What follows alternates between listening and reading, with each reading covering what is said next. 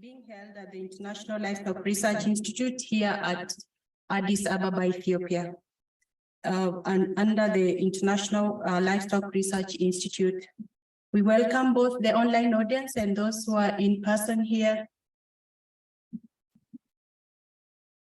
And this workshop is jointly held by the ILRI, that is the International Livestock Research Institute, and the European Research Council funded PASTRES program, Pastoralism, Uncertainty and Resilience, Global Lessons from Margins, which is hosted by the Institute of Development Studies in the United Kingdom and the European University Institute in Italy. In this session, we will discuss the workshop's key themes that highlight the way a new perspective on extensive livestock systems that embrace uncertainty, challenges conventional policy ideas, and introduces new thinking on livestock and climate change, biodiversity protection, and livestock development, particularly in pastoralist areas. After the session of short talks and commentaries, we will open the discussion both in the room here and online. And for those online, please submit your questions to the Q&A session. There is a tab on the webinar. So first, we will have an introduction where we'll have a session giving a highlight of the PASTRES program. And we'll have Professor Ian Schoons, who will start with the opening talk. And for the sake of this session, I will shrink his bio into very few words, where Ian Schoons is a professor at the Institute of Development Studies at Sussex. He trained as an ecologist and has over the past 35 years worked on questions on policy around land, livelihood, and the environment in pastoral areas, particularly in Africa. He is the lead of the PASTRES program as the PI, and will now present an overview of findings from the 5-year research program, which has taken place in 6 countries across 3 continents. Over to you, Ian.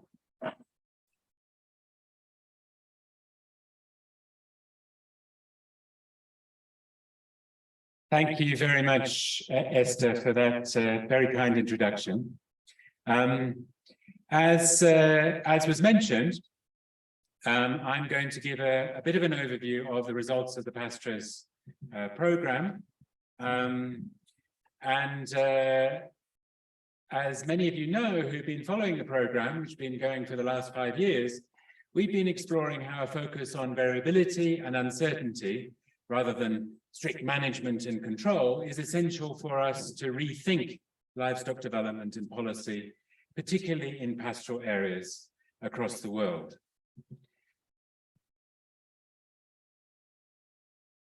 When extensive livestock producers and pastoralists in particular get a really bad press. Pastoralists are often deemed to have unviable livelihoods, destructive of the environment and the root of conflicts. The argument is that they need to be transformed through a process of modernization into a fixed, settled, intensive livestock system with, for example, new breeds, stall feeding, feed imports, and all the rest. Or through, indeed, the adoption of crop farming or alternative livelihoods outside pastoralism. Livestock, too, are often cast as villains in the global debates about environment and health, with all types of livestock often seen as the same. They're seen as destroyers of the environment and biodiversity, as massive contributors to global warming and the cause of bad diets. But when we think about this in a bit more depth, we have to challenge some of these assumptions, because the result of this existing narrative about livestock and pastoralism is a set of policies that we've seen from the colonial period to the present. They're focused on stability, on simplification, on management, on control, and a very particular vision of development and modernization. Settlement schemes, particular risk management approaches, insurance systems, investments in narrow versions of animal productivity, fixed markets, controlled, delimited grazing, and so on. Now, of course, not all of these diagnoses and nor all the solutions are wrong, but they carry a strong bias about control and management. If pastoralists somehow were more like us, settled agrarian societies, urbanites, then things would be better. So goes the argument. And developmentalists often focus on this type of narrative and often makes matters worse, reducing the capacities of livestock keepers and extensive systems to make use of variability as a productive resource, and so undermining resilience. Alternative narrative, a much more positive one, with much more relevance to the drylands, hills, and mountains where pastoralists live. Because over half the world's land surface is rangelands, and this includes many, many millions of people producing livestock products for populations in some of the poorest, most marginalized parts of the world. So getting pastoral development right really matters, but I'm afraid the track record is rather dismal. This, as a project, has been working over the past 5 years in 6 countries on 3 continents. And we've been asking, as I mentioned before, how pastoralists actually respond to highly variable environments and market conditions and political contexts. We've been working in Ethiopia, in Kenya, in Tunisia, in India, in China, and Italy, and you'll hear a bit more about these studies in a moment. And we asked, how do pastoralists live with and from uncertainty, making use of variability as a resource in settings where alternative livelihoods are often not feasible. On older work, and here are 5 different books with elements of this new narrative already put together, and it starts 40 years ago in 1983 with a classic book by Stephen Sanford, who very sadly passed away last month. He was based in Ethiopia for many, many years, as you'll know, including work at ILRI on this very campus. And Stephen was a great inspiration to many of us working in this field and will be much missed. The other books picked up on his foundational work, expanding what we called then non-equilibrium range ecology and the implications this has for living with uncertainty.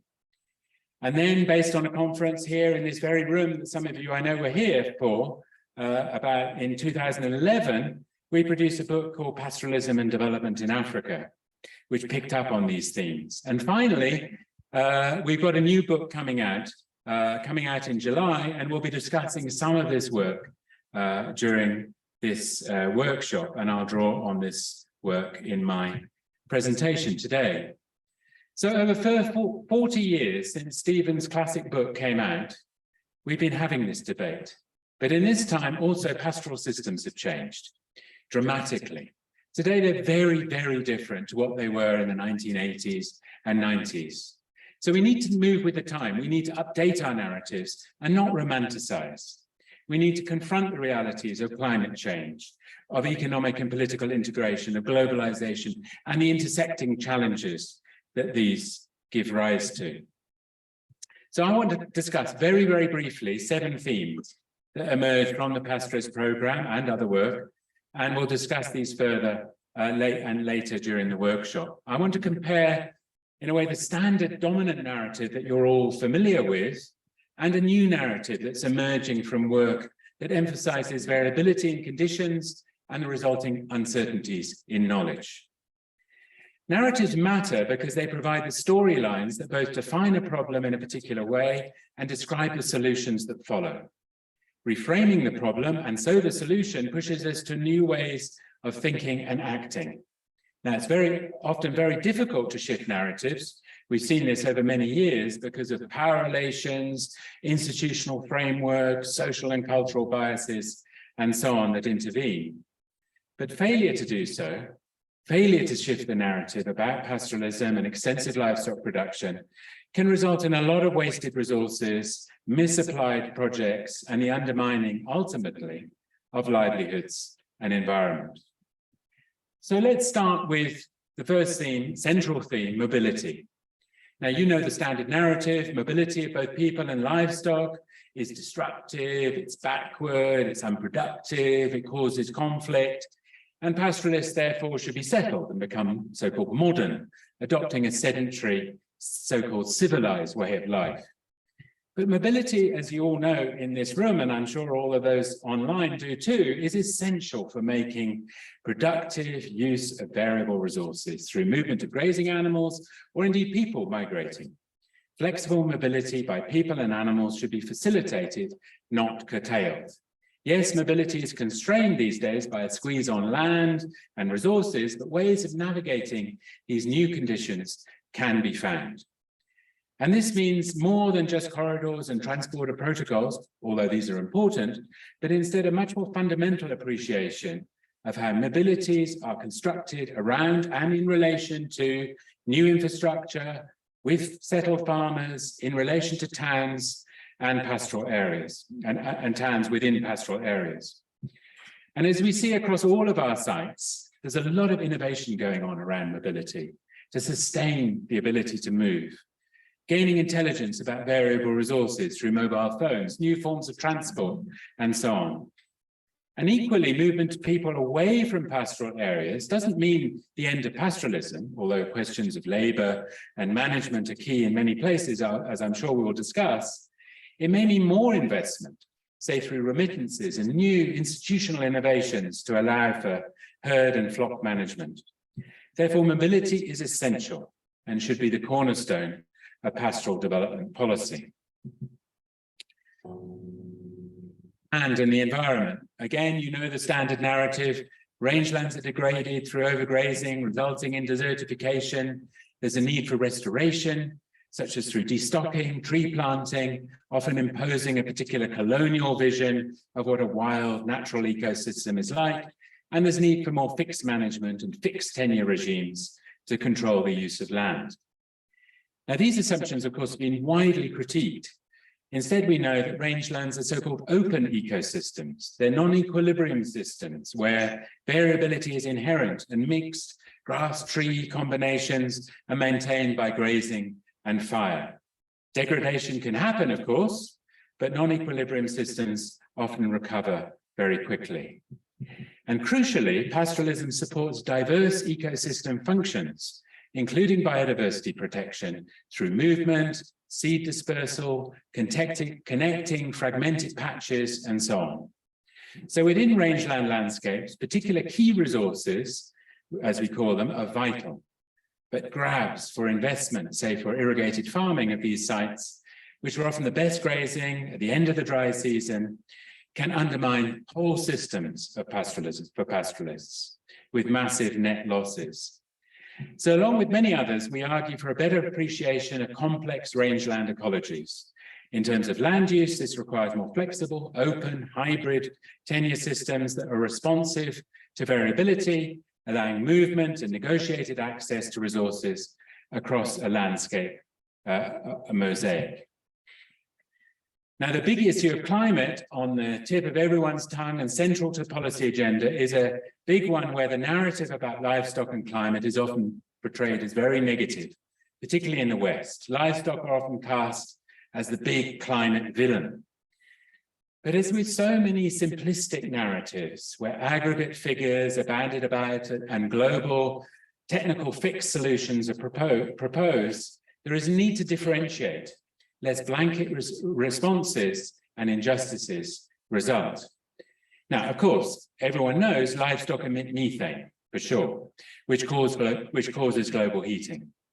But different livestock have different impacts. A contained industrial livestock system has very different impacts and is not the same as an extensive mobile pastoral system. The implications for pollution, emissions, carbon sequestration are massively contrasting.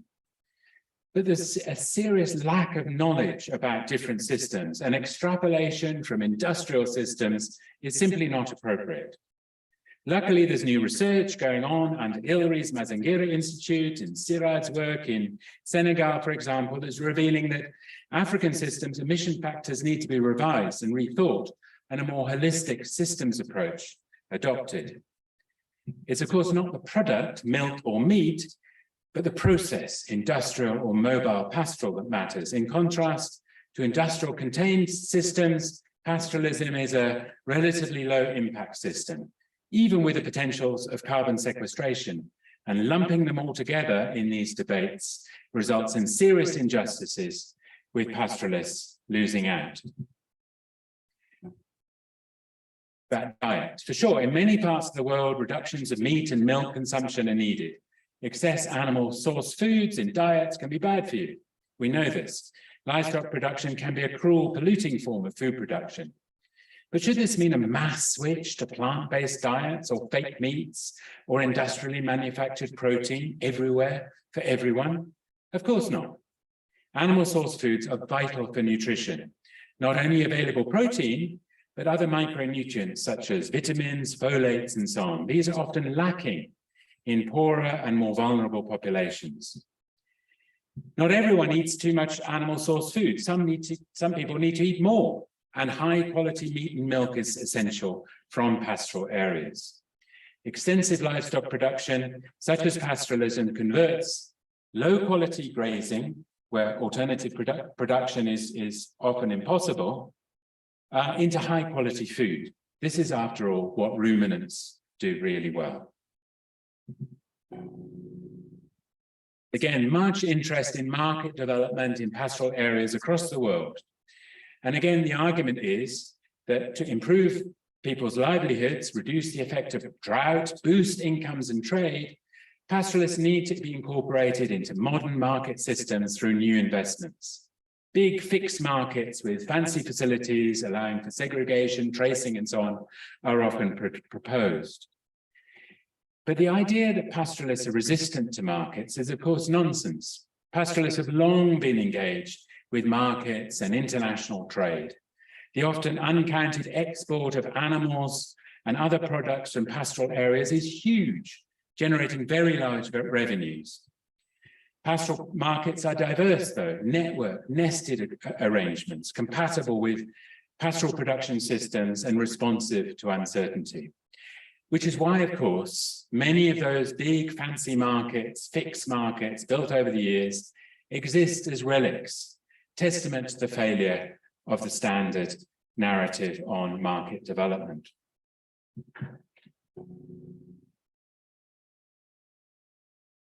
Many pastoral areas, particularly in this region, but again, we know about the standard narrative about conflict. Conflicts are caused by pastoralists, people say, especially because they're mobile. This triggers instability and violence. Pastoral areas need to be stabilized and pacified through often militarized security interventions, with pastoralists in turn settled. For example, many of the debates about conflicts between farmers and herders in the Sahel are often explained in these terms. But a recasting of this narrative must look at the underlying causes of conflict. Conflicts often emerge as a result of long-term neglect of pastoral areas by the state, the fragmentation of local authority, increasing social stratification, the growth of absentee herders not connected to local communities, resource grabbing for agriculture, energy investment, conservation areas, creating increased vulnerabilities and the need to seek resources in other areas.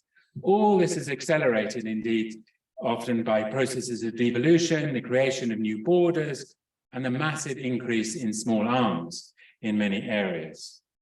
Building peace in pastoral areas requires building trust, returning to more negotiated alternatives for sharing resources, supported by the state and by others. At least, we must address the nature of disaster narratives, often associated with pastoral areas. We hear it again and again, and indeed not without justification. We only have to look at the current situation already mentioned in this workshop across Eastern Africa, where a major drought is unfolding, to see that drought-related disasters are very real in pastoral areas. But we must ask searching questions about why recurrent disasters plague pastoral areas, and why in too many areas there's a resulting long-term reliance on aid and external support. How have vulnerabilities increased, and what approaches are needed to avert disasters into the future? So in the Greater Horn of Africa, for example, There have been huge investments in early warning systems, disaster risk management approaches, livestock insurance, social protection responses, alongside interventions in alternative livestock outside pastoralism in the name of that famous buzzword, resilience. But such measures, which of course have their role, too often ignore pastoralists' own responses to variability.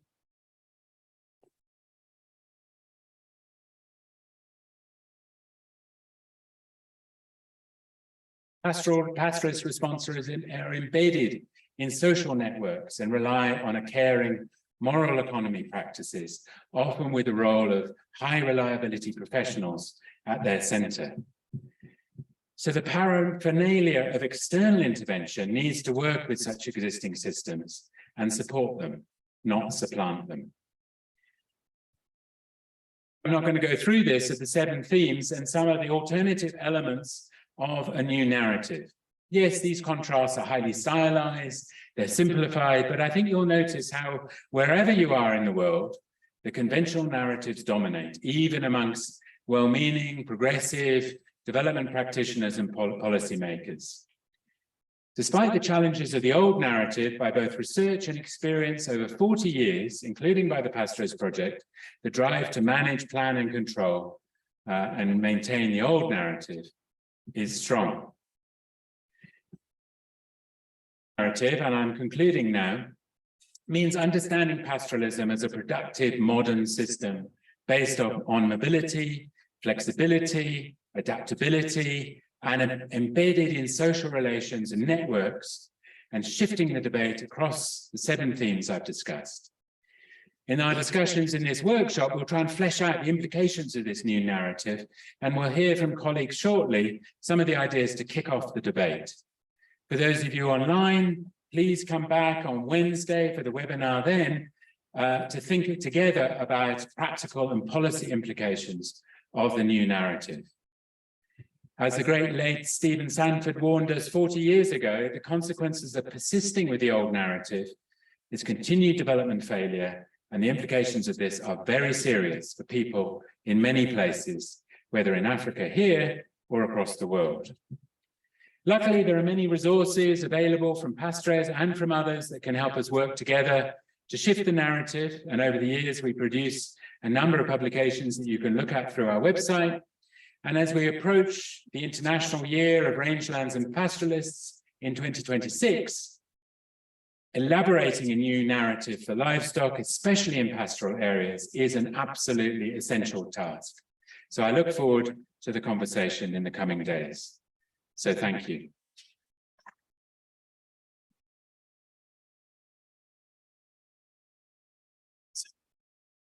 Better switch over.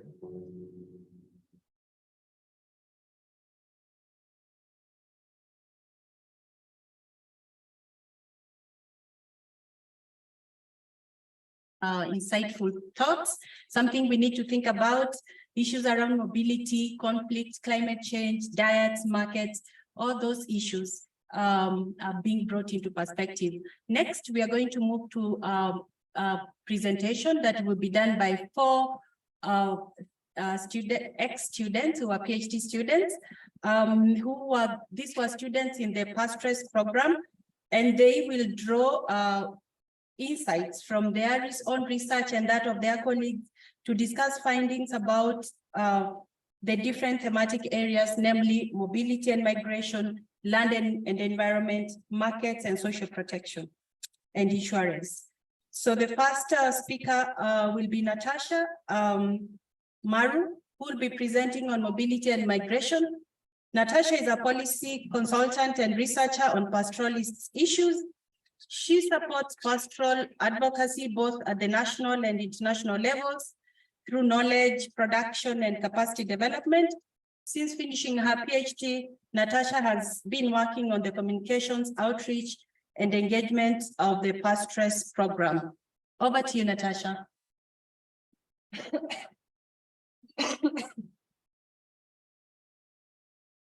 I might cough in the middle of the presentation. But thank you, Esther, for introducing me. And I'm happy to be making this presentation today on mobilities and migration. As Ian mentioned in his presentation, the theme of mobility has been quite central to the PASTRES project because the careful grazing of livestock by pastoralists over space and time is one of the key ways through which pastoralists incorporate as well as adapt to uncertainties, providing both economical as well as environmental benefits. It is through the practice of mobility that pastoralists take advantage of the uneven distribution of precipitation and forage availability in rangeland environments, but as well as take advantage of unknown and changing conditions in the markets, in social relations, and in other spheres. While mobility has been a key feature of pastoralism, migration has also emerged as a key consideration as pastoralists increasingly migrate to urban areas or even abroad, while remaining linked to pastoral livelihoods and identities. On pastoral mobility approaches pastoralism through the lens of mobility and sees it not only as a production strategy, but as something that pastoralists do, as an ethic and a part of identity, making it a framework for understanding pastoral lives and livelihoods. PASTRES postdoc affiliate Greta Semplici's research in Turkana, Kenya, argues that understanding mobility as the quality of space, as something people do, and as an aspect of identity allows for a more fluid, dynamic, and multidimensional account of pastoral lives. In fact, she says that pastoral resilience is rooted in an epistemology of mobility, that is of movement, variability, and uncertainty. As a practice, pastoral mobility moves beyond the rigid binaries of categories such as mobile and sedentary, nomad and settled. Rather than its extent and descriptive qualities, the focus is on what mobility does. That is, on its strategic role to take advantage of circumstances that is flexibly altered and adapted to new and changing social, economic, and political conditions. Such a view not only challenges outdated thinking that sees pastoral mobility as backward, damaging, and unproductive, but as Ian mentioned, also challenges the sedentist bias that underpins even well-intentioned policies that seek to regularize mobility, fix routes, paths, and territories, and therefore undermines pastoral capacity and rationality. The movement, there are 5 key findings on pastoral mobility that I want to present. The first one is that mobility is practiced across both space and time. When we think of mobility, we're often thinking spatially as moving between location A and B. PASTRES research acknowledges that pastoralists move not only across space, but also over time. My research from Western India, for example, pays specific attention to the temporal dimensions of mobility and seeks to rebalance our understanding. It sees mobility not only as displacement, but as lived duration. In contexts such as Western India, where pastoralists do not always have territories of their own and graze on crop residues in interaction with farmers, they must keenly time their movements to match harvest times, paying attention not only to weather cycles, but also crop and animal life cycles. Similarly, in high mountain areas, pastoralists must move to their summer pastures before the ice cap melts and the ice begins to rot the grasses and fodder available. But such timing is not fixed, as it depends on several factors such as weather, agrarian policy, market conditions, and social relations, leaving flexible the places of movement as well. This brings us to the next feature of mobility, that of shared resource use and uncertain tenure arrangements. I think this aspect will be spoken about in a subsequent presentation, so I won't go into details. but this is just to point out that pastoral mobility thrives where resource use is shared, whether it is common grazing lands, pastures or grasslands, or whether it is private farmlands where pastoralists have access and use rights. Complex, informally or communally organized, and fuzzy resource government systems support mobility. The third key finding is that pastoral mobility is anchored in social relations and institutions. As will be discussed in a later presentation more, social relations both within and outside of pastoral communities supports mobility, and pastoralists actively invest in maintaining these relations through reciprocal arrangements and moral economies.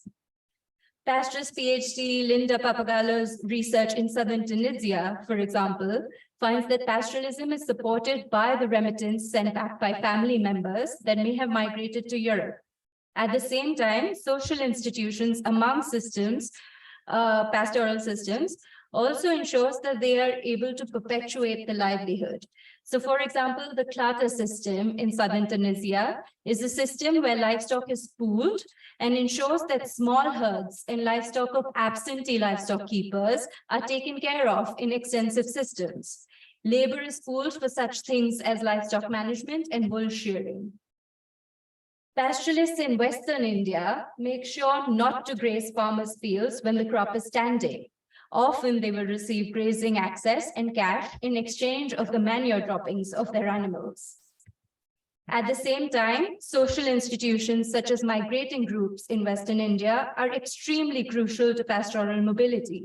It is a way of dividing responsibility, where a leader or a mukhi will negotiate and find pastures for a group of flocks under his leadership, yet all marketing decisions remain within individual flock owners. The migrating group flexibly moves from a group of 2 flocks to 4 flocks to 12 flocks, depending on grazing availability, and individual flocks are free to join and leave as they please, leaving the group decisions quite ambiguous. In fact, this is key to maintaining the flexibility of the institution. Now, though, with increasing pressures from a shifting political economy that privileges industry and input-intensive commercial agriculture, prohibitive regulations such as border controls and port controls, and the rise of authoritarianism and ethnocentrism, the social relations and institutions that support pastoralism and allow for such flexible practices are fraying and demand attention for safeguarding immediately.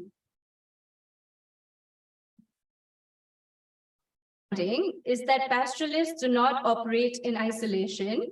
They are intertwined and interconnected with several other mobilities, whether it is the movement of pastoral products such as meat and milk or cheese, as we will see in the Italian context, that continues to render pastoralism as economically viable, or whether it is the movement of feed or movement of people between the rural and urban settings, or connecting with new modes of transport, as Ian has mentioned, as trucks and tractors.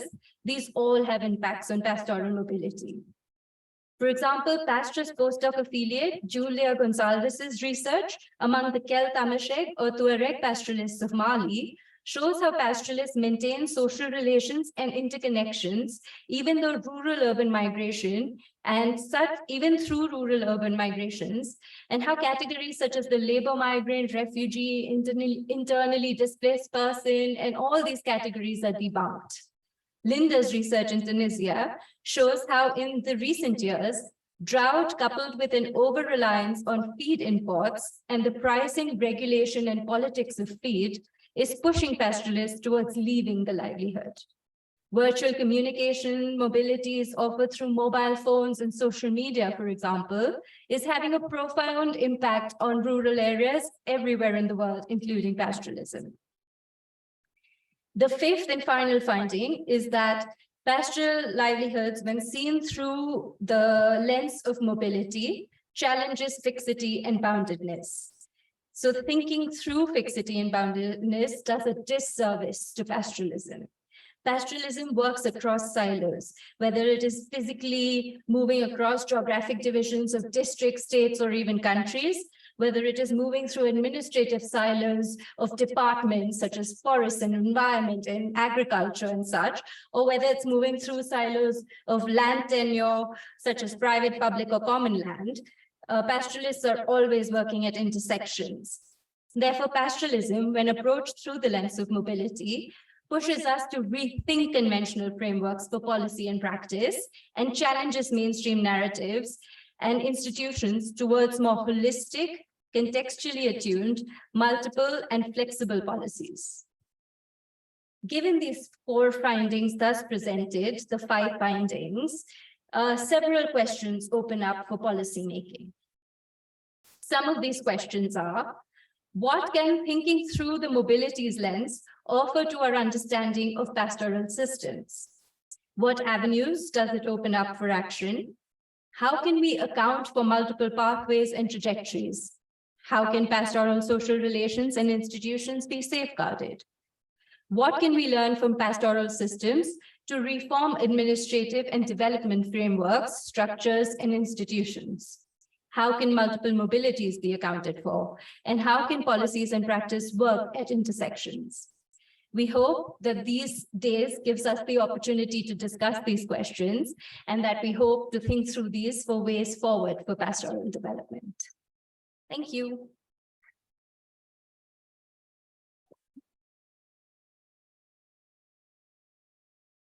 Thank you very much. Thank you very much, Natasha, for that important presentation and highlighting the key issues that come into migration and mobility. Our next presenter.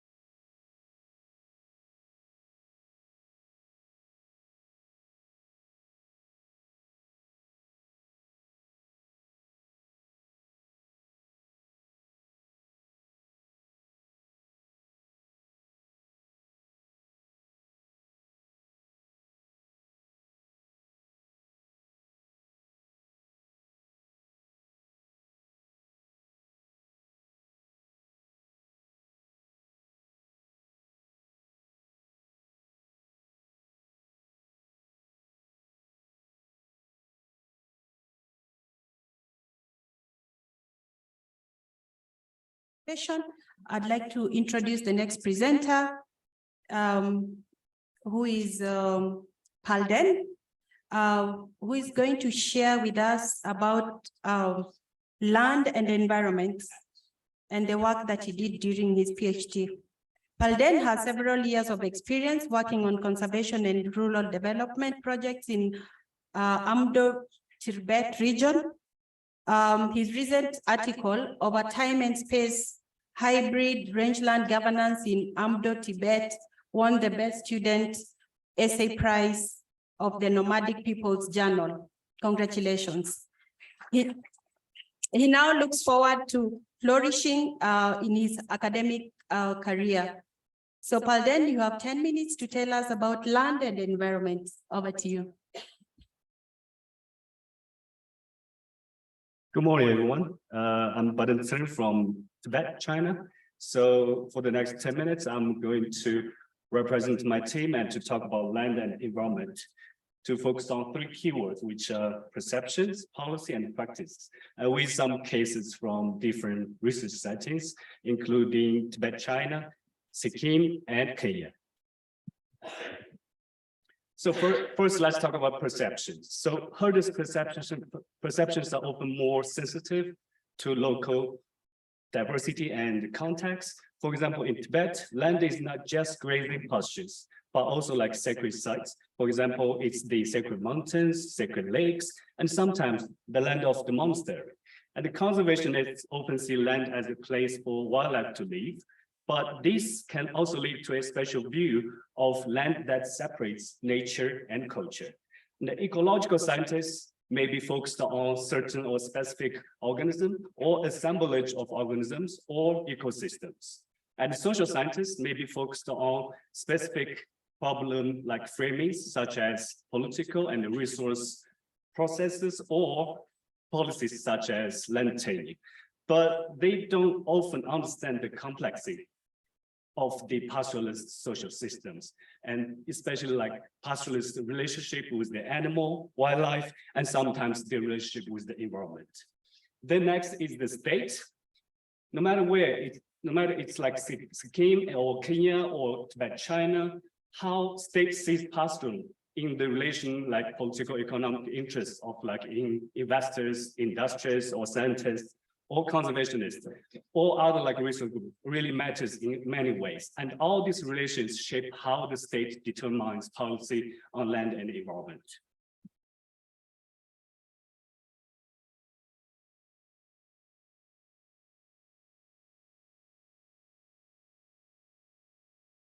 Policy. These narratives have motivated exclusionary policies such as grazing bans. So in Sikkim, in the Eastern Himalayas. So the state implemented a ban on the open grazing in 1998, followed by a violent pastoralist eviction between 2000 and 2002, all based on like simply based on the perception of overgrazing. And similarly, narratives of degradation and overpopulation in Kenya have influenced similar policies of excluding pastoralists from national park, from private conservancies, or even conservancies on the collective land, as well as programs that have attempted to destock and transform livestock management and livestock system to more like science-based or scientific management and markets. So in China, with the key official, which released like 13th February 2023, the state has drawn its roadmap for advancing the rural revitalization. How China is going to revitalize rural regions, according to the central document, the state is going to achieve these goals in 3 major steps. So the first one is production, which the state focuses on agriculture science and high quality farmland. Then the second is only land use. The state focuses on conservation with subsidies, which they are still like continuously doing these days back in Tibet, and with promoting local industries, which mainly is about ecotourism development. And third, about infrastructures, China is going to improve the living environment through enhancing basic infrastructures like roads, power grids, or like water systems. So such policies, top-down policies are common in everywhere.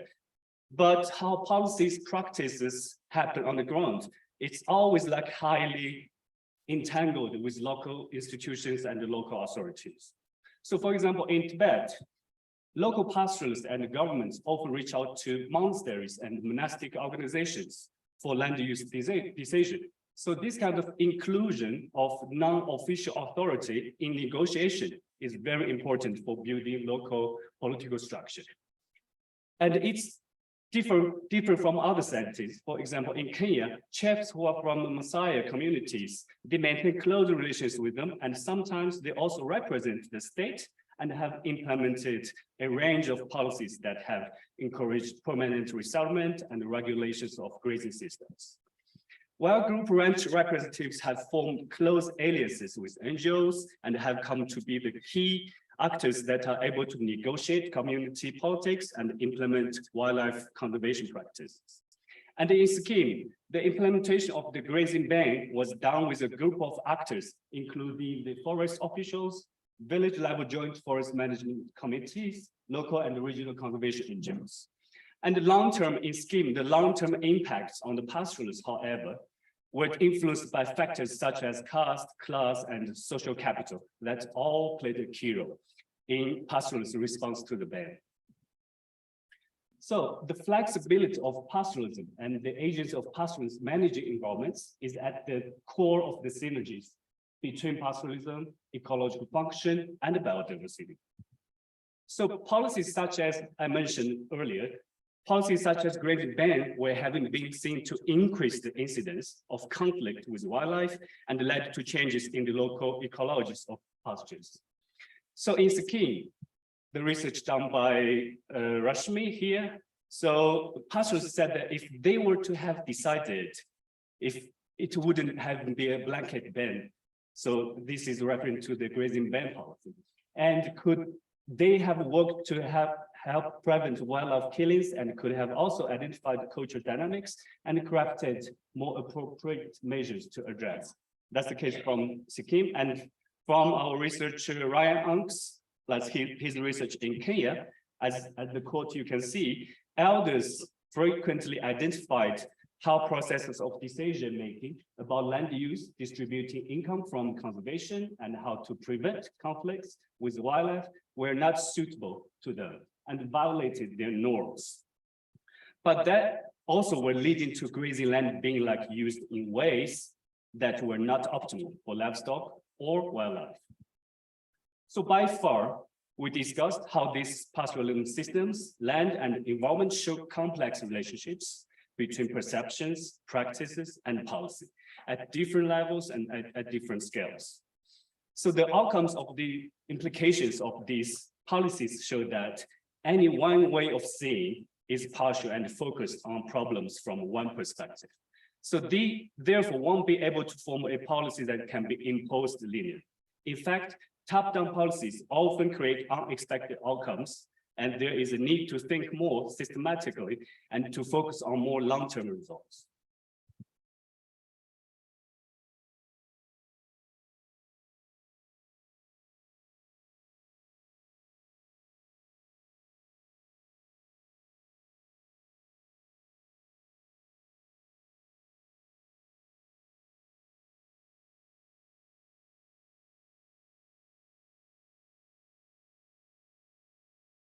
And uncertainty need to be grounded in dialogue across knowledge systems and rooted in appropriate social process.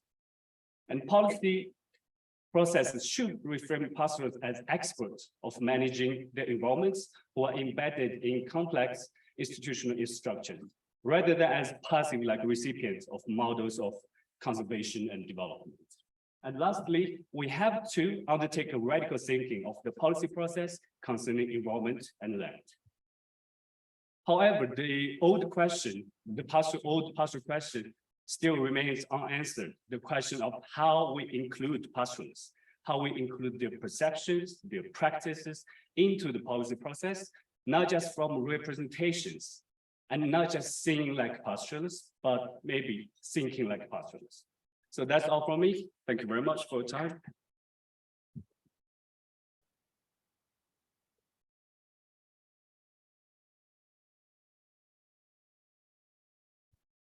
Thank you very much, Palden. Insightful. The herders, the scientists, the conservationists, the states, all in that mix of land and environment. Thank you very much. Our next speaker is going to be Julia Simula. Since finishing her PhD with PASTRES, Julia has been working with the International Planning Committee for Food Sovereignty and facilitates the participation of food producers and organizations to political processes of the UN Committee on World Food Security. She works closely with social movements and food politics. So, Julia, you have 10 minutes. Over to you.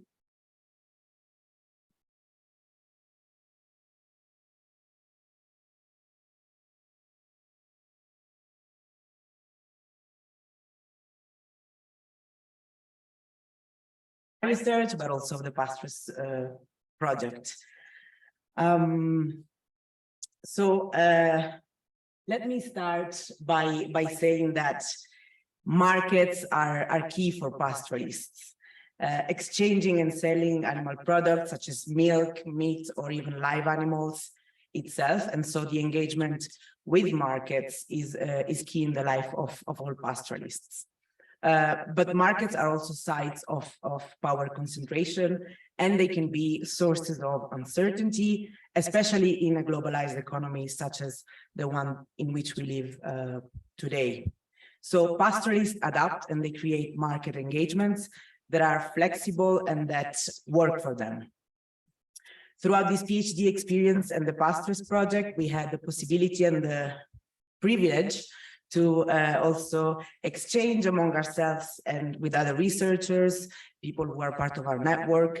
And we see that even when we look at very different contexts, we can see that there are some common features when we look at the way pastoralists engage with markets.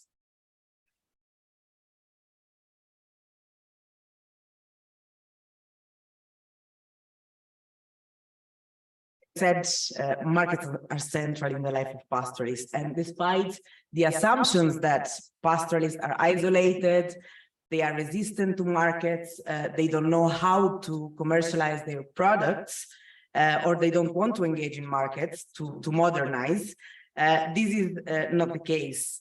In fact, sales from pastoral areas is huge. For example, we can think about Pecorino Romano in Sardinia, the export of which reaches the US and Canada and Japan and many global destinations. As you can see there, for example, in that photo, pastoralists sell, of course, in local markets and community markets. Examples from Kenya, for example, of live animals being exported from the Horn of Africa to the Arabian Gulf. But of course, the way markets work and how pastoralists engage in markets is very different. It changes by context, location, geographical location, social class, gender, and many other factors. A second very important point that emerges from PASTRES and from my research is that markets are social and political. So markets are not just the interaction between demand and supply, as it's often the narrative. We need to understand markets in a different way. Within PASTRES, we see markets as political, social, networked. They are always embedded in a local context, but also in a global one. They never exist as an abstract entity on their own. At the same time, following from this, we need to understand that pastoralists don't engage within markets following a quote-unquote rational logic, an economistic logic of efficiency, let's say. They follow different logics, very rational, of course, on their own. And if we don't look at them closely, it may seem like pastoralists are irrational, like their behaviors doesn't make sense economically. But it's actually very much attuned to local circumstances, conditions, and to local uncertainties as well. For example, in northern Kenya, pastoralists supply animals to traders that they've always known, even when the price might be a little bit lower compared to other traders. And this is important in the long run to build trust, to secure credit facilities with those traders, and to build relationship with them. Also in the context of Sardinia, for example, this is also the case. Many times pastoralists sell milk to industries even when the price is a little bit lower. But in times of crisis, this relationship of trust allow to keep a certain stability of the milk price.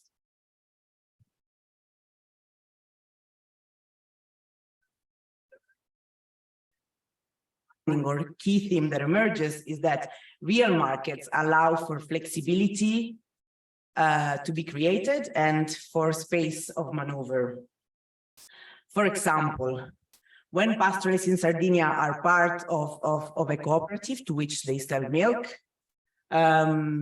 it's also possible that they process milk, produce cheese, and sell it directly to consumers in order to increase their income. In Kenya, for example, they also don't stick to one market, but they go where the markets are better, where there is better price, or where there is more security in that specific context.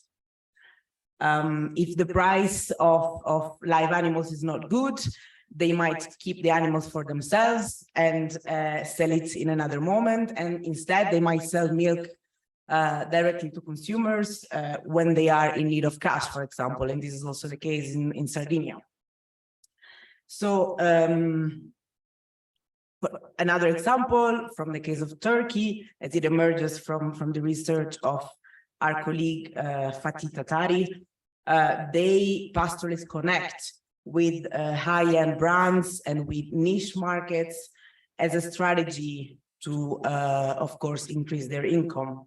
So the flexibility is always there, is not only in the markets, but also, for example, in the flock management.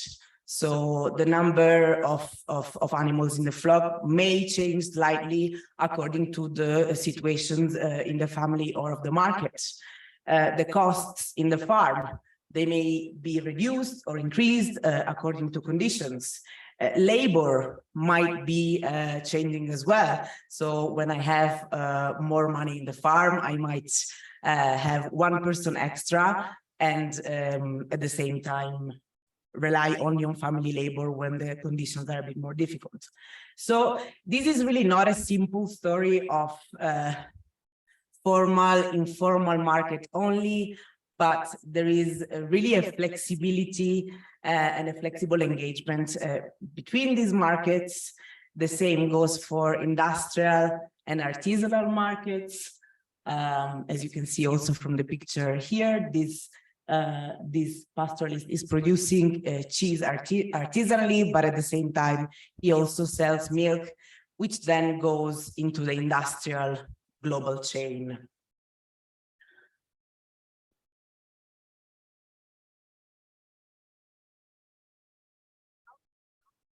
Create this flexibility to respond to uncertainty.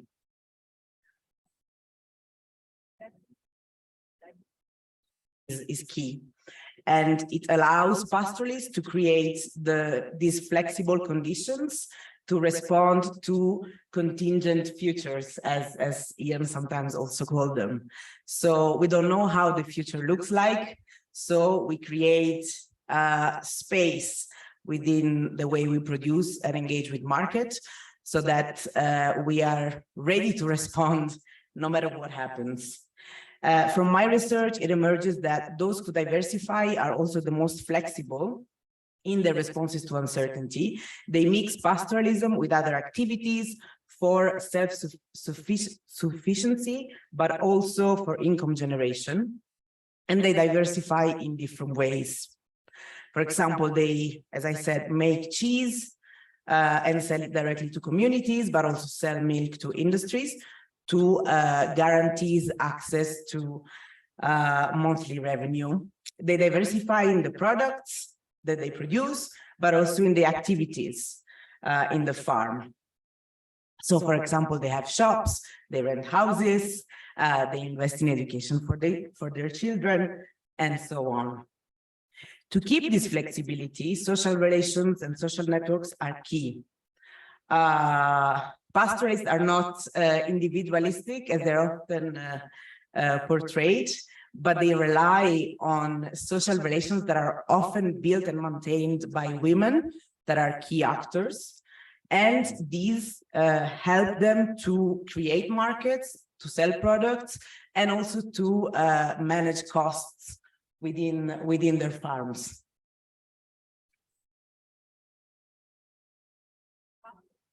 Respond to uncertainties in other ways. For example, they organize in associations, in cooperatives, in order to buy inputs for a cheaper price or sell their products for a higher price. They create movements to influence politics and to hope that they are listened also from politicians, which is not always the case, unfortunately. So many other ways as well that we can discuss to face uncertainties. But of course, there are also limitations and power concentrations within markets. So many social practices that help pastoralists to face uncertainties are also fading away because of policies, oftentimes. And so these should be acknowledged, seen, and recognized.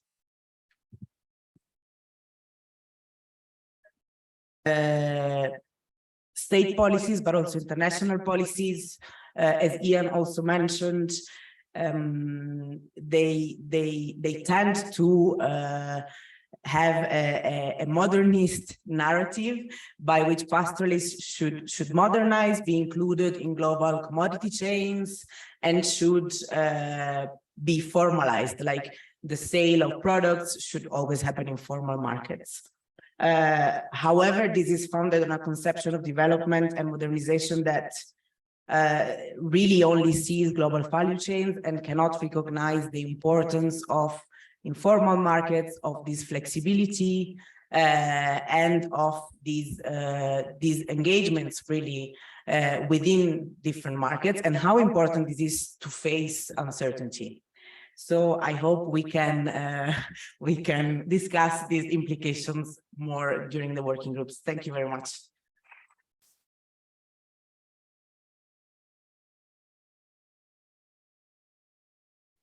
Thank you very much, Julia, for that insightful presentation, highlighting that for pastoralists, markets, trust, social connections play a key role, and they do have logic in their context, in the way they do their business. Thank you. Next, our final presentation for this thematic session is a presentation from Tahira Sharif Mohammed, who is going to share with us on social protection and insurance. Tahira has experience researching on questions on social protection and moral economy. She is currently undertaking research on local forms of resilience in pastoral production, which is funded by the Australian Centre for International Agricultural Research. Over to you, Tulia.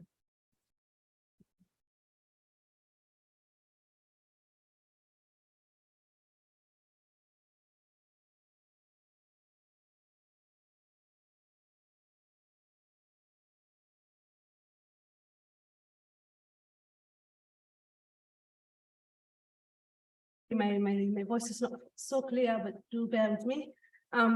Today's presentation is out of the work by PASTRES colleagues, specifically Masresha Taye, who has worked in southern Ethiopia on index-based livestock insurance, and my colleague Matteo Caravani, who has worked in Uganda on social protection. So in this presentation, we want to explore how external intervention, such as livestock insurance and social protection, intersect with local moral economy in pastoral areas. Our key question is there a way that the two can be connected to improve livelihoods and resilience in the face of repeated shocks and crises, especially in pastoral areas?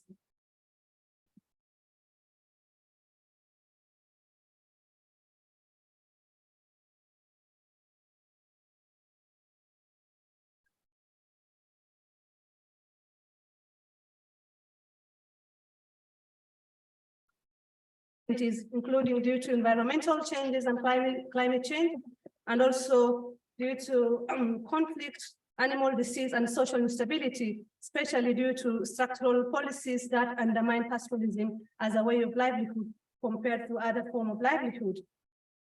Of course, pastoralists have also had their own response mechanism traditionally, and this one could learn from, as you see on the photos, herd management.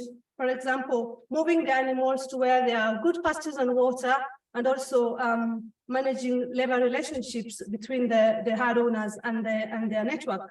In addition to that, they can also practice fodder enclosure, as you see in the second photo here, whereby they store fodder for future use. And finally, they can also practice community redistribution and sharing based on local network, relationships, and forms of solidarity.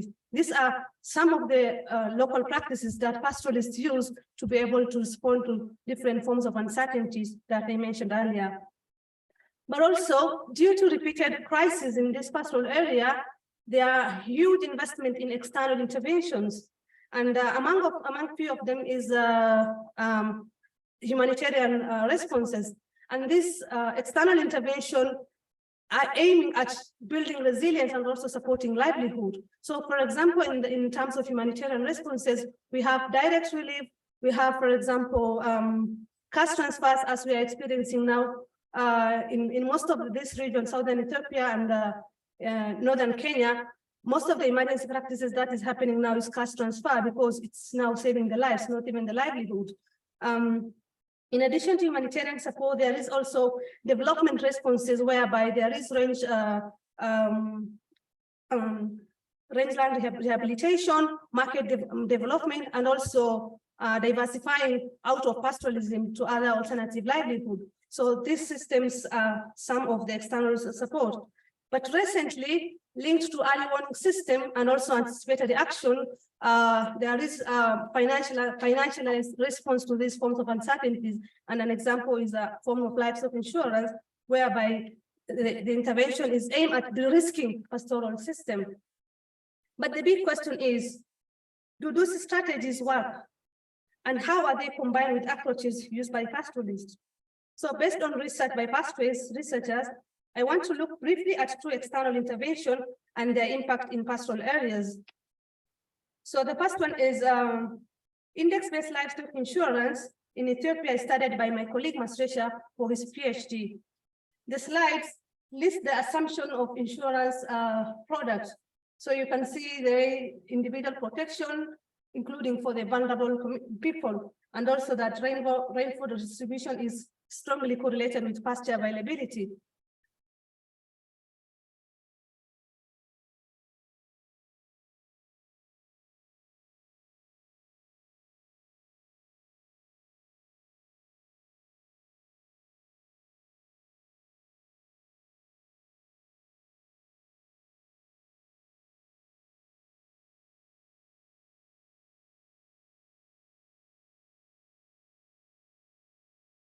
Experience is variable across places, across people, between people, and also even between generations.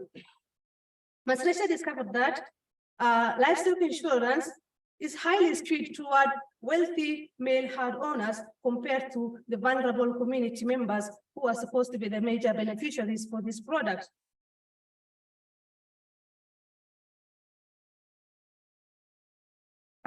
But has to be combined with other collective locally based responses to uncertainty.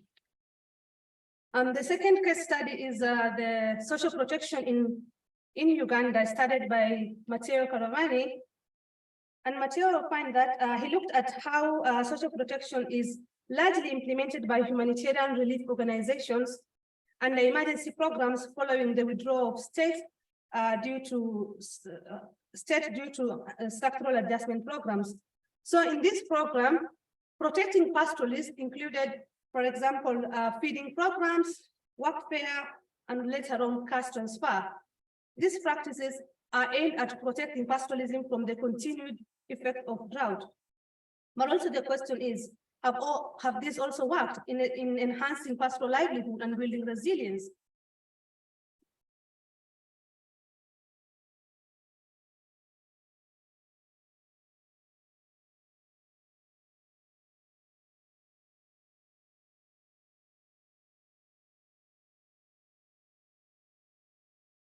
Undermining that collective network, that mobility, because people camp in our permanent places near government offices to be given these cash transfers, these feeding programs, but then their local network is undermined.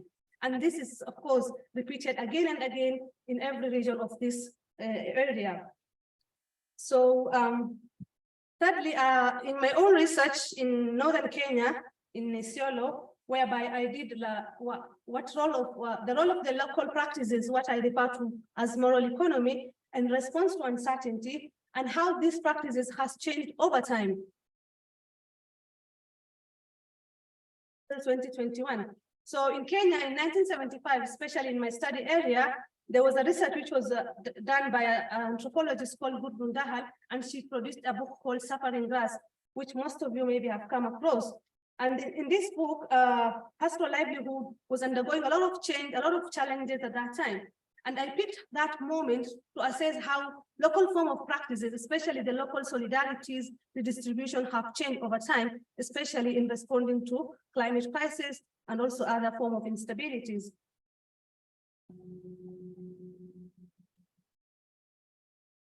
Which is close to urban centers. That means access to market, access to government support somehow, compared to a very remote area, which is distance with poor infrastructure and far from state support system. So I found that there were numerous forms of moral economy, redistributive sharing practices based on collective support. These practices actually differed between the site. The site which is urban has a lot of moral economy invented, and also we have this traditional remote site whereby we have continuous practices of this local form of redistribution, especially in Borana, what we call Busaganopa, whereby people transfer livestock to each other, or even loan animals to each other through what we call dabare, whereby you loan an animal to someone to keep it for some time, or even milking animal to vulnerable people. So these practices actually differ between sites and also between people, because men practice different forms of exchange, women practice different forms of exchange, as well as younger generation. That means this moral economy practices is not something fixed, but something which continuously evolve, and it is also reinvented. For example, in this urban connected setup, we have new forms of moral economy, especially relying on Islam, which is practiced in Isiolo, a form of exchange on wealth, what is called zakat, and also daily alms, which helps people at least to keep living, not just to wait for maybe something to come and save you, but also to keep on pastoral livelihood. Ways of insurance or social assistance, these approaches are collective and mutually solidarity within community. They are flexible, adaptable, and help people to respond. So what does building resilience means? In order to build resilience within pastoral setting, PASTRES research shows it is important to understand how a network of what we call high reliability professionals work together to avert disasters on a continuous basis, but not just when it is too late. For example, in a recent discussions we had in Northern Kenya, we try to look out for these high reliability professionals. These are people who, like those people who people turn to when they are in crisis. So when we were mapping out these people, we were asking, who do you turn to when in crisis?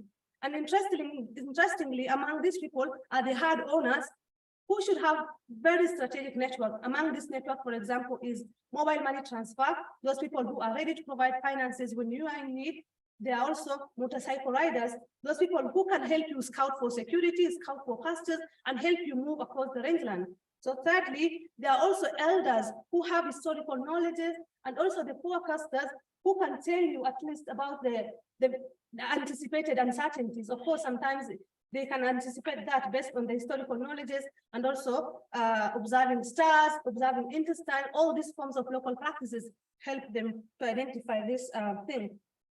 And then the funny thing, when we identified this individual, we did ranking. And in this ranking, the NGOs and the government were ranked lowest. So we were wondering, like, we see all these resilient tag programs in the rangelands, we have all these big markets, but then NGOs and government are ranked below the other people that I mentioned. So where is the disconnect? So last final slide, how can we link this local form of practices and this external project and all those kind of investment, so as we can build resilient and sustainable pastoral livelihood and avoid disasters that we are in today, especially in the Horn of Africa and across the world. Thank you.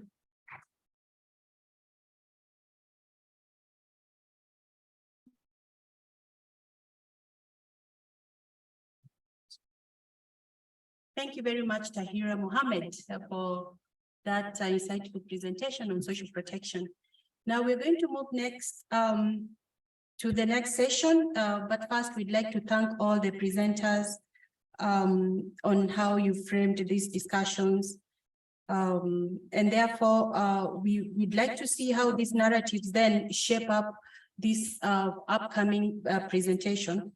After this, we're going to have three commentators come on to make some comments based on the reflections from the 4 thematic areas that have been presented. The first commentator is Dr. Abhijit Mitra.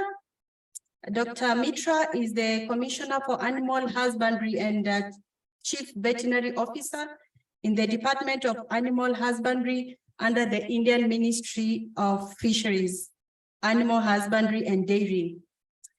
Before taking over in his current role, he served as the Director of the Central Institute for Research on Cattle of the Indian Council of Agricultural Research and the Director of the ICAR National Center for Research in the meat animal. Over to you, Dr. Mitra, and we'd like you to maybe reflect on, based on these discussions and the evidence that is coming through, how do you see this shape government policies? What are your initial thoughts on how these evidences inform government policies? Over to you. 2 minutes. Thank you. More than enough. Yeah, thank you. Thank you all. And it's a great learning for me because I came with the hope, because I am my role in the department is just like an ambassador between the bureaucrat and the researcher or the academician who work in the field. So I am your ambassador. So you can trust me and you can tell me bad or good, whatever you want to. I will communicate to the ministry. That is my role. Well, lot of learning since morning and since yesterday. Very quickly, like any other government organization, India also, the livestock is one of the important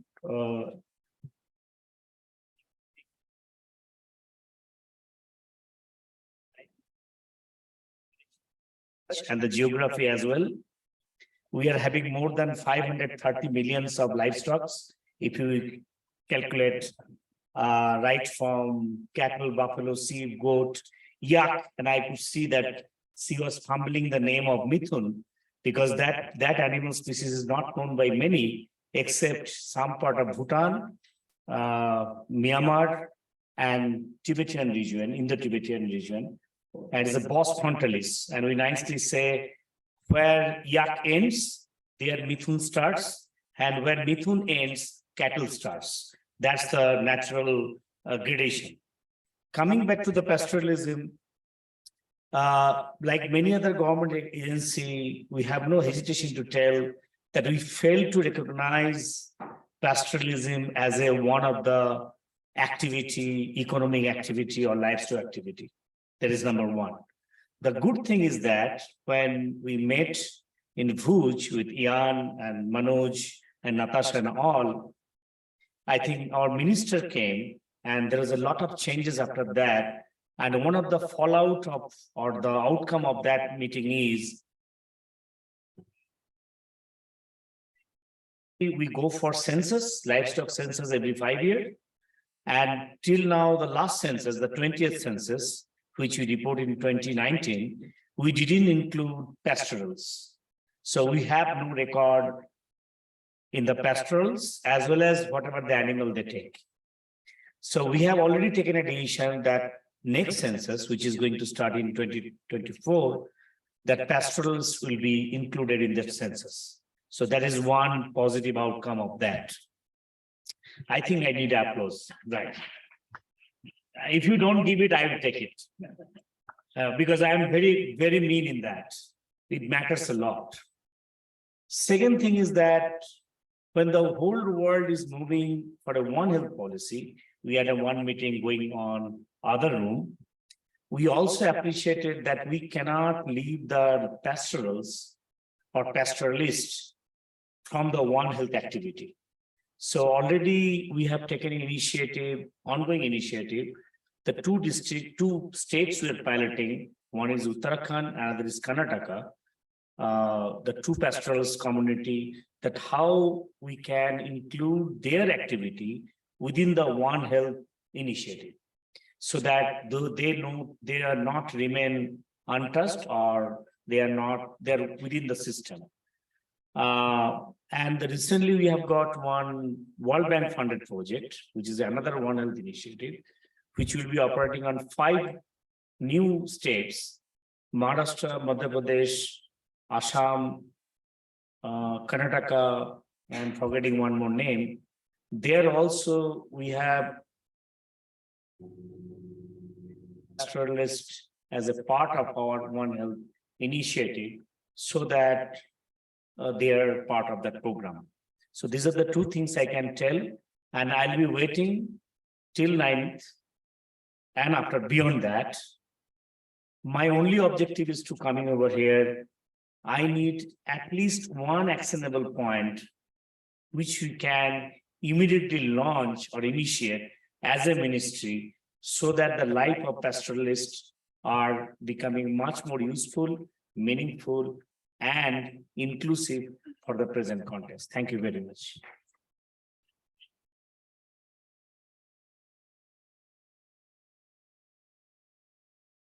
Thank you very much, Dr. Bijit. Yeah, our next speaker is Dr. Anna Okello. Anna Okello is the Research Program Manager for Livestock Systems at the Australian Centre for International Agricultural Research. Through the Livestock Systems Program, she builds research partnerships to develop more productive, profitable, and sustainable livestock systems.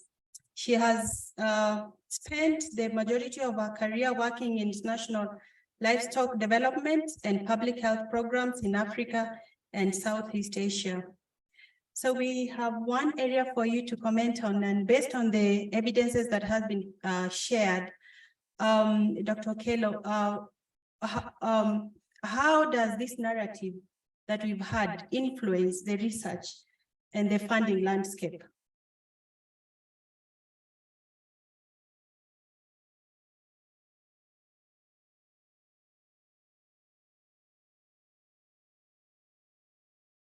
Me here. Great question. It's something that I think about quite a bit. So for those of you that don't know, Australian Centre for International Agricultural Research, or ACR as we're more commonly known, we're a specialist food security agency within the Australian government's aid program. And for the purposes of this room here, we also manage Australia's contribution to the CG system. So we fund research for development. We are not responsible for development outcomes, but we certainly contribute to that knowledge base and that evidence base for the development outcomes. So in that respect, the question is very pertinent. I was pleased to hear from all speakers this morning. I think from my perspective, you know, when we think about research for development, we have to think about the research impact pathways. And in that case, we're thinking, who are the next and end users of the research that agencies like ACR and other donors fund? And for me, it's at a very superficial level, it falls into national institutes, national governments, bilateral and multilateral donors, and also the private sector, including the smallholders themselves, who are our key beneficiaries for our programs and projects. So in that respect, I think about it a lot, you know, and Prof. Skoons mentioned before, there's 2 sort of largely competing narratives at the global level. One is we know the projection for animal source foods consumption is going up to 2050. There are more people in the world wanting to consume animal-based foods. And then we have the livestock long shadow narrative, which is, as Ian again said, livestock are often blamed for some of the, you know, environmental issues and carbon emissions. But I think in the middle of those 2 global narratives, and this is an area where my funding in my program really pushing it, is that sort of missing middle, which is really around that total societal contribution of livestock to livelihoods. And when we think about this, I'm talking about, you know, women's economic empowerment, gender equity, kids in school as a result of, you know, sale and movement of livestock products. Social protection, great to see Tahira's mention of this. How many times have I sat in development meetings and there's big programs around social protection mechanisms, and we never mention livestock, which is the original and best version of social protection. So I think the sort of evidence coming out of this program, I've been a big supporter of you know, policy process analysis and, you know, the non-production type narratives, I guess, that we need to bring to livestock. You know, the Green Revolution's been great for producing sufficient amounts of food. But I think even from an economic perspective, when you think of these productivity narratives, you know, livestock suffers a little bit from that commodity-based economics. We don't do enough work in that total value system.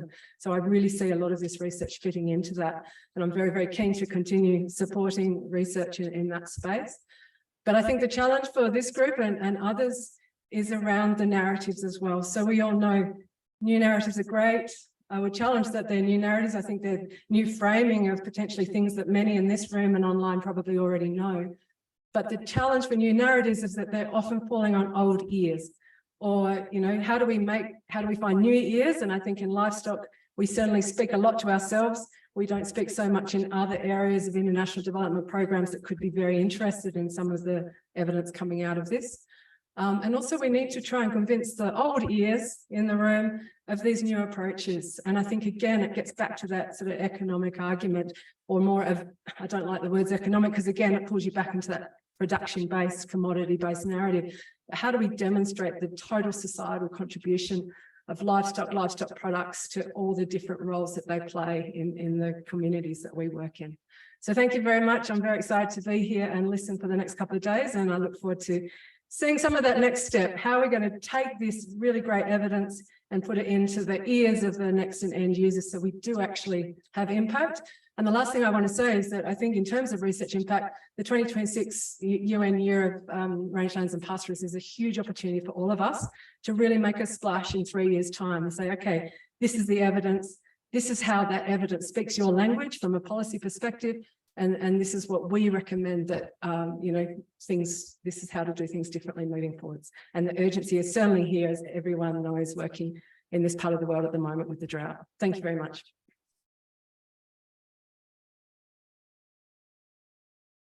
Thank you very much, Dr. Kello, getting all the new ideas and get the new ears. Very important. Our last speaker for this session, our commentator, is Dr. Roba. Dr. Guyo Roba is going to share with us some of his reflections on how these new narratives resonate in the work he does.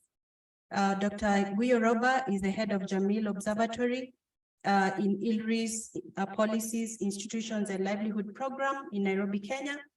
And before joining ILRI, Guyo held several positions at diverse national and international organizations, such as the IFAD, the International Union for Conservation of Nature, IUCN, and the Kenya Institute for Public Policy Research and Analysis, KIPRA. He is a natural resource scientist and a livestock market specialist by training. So, Robert, please let us know what are your reflections on how they resonate with your work. Thank you.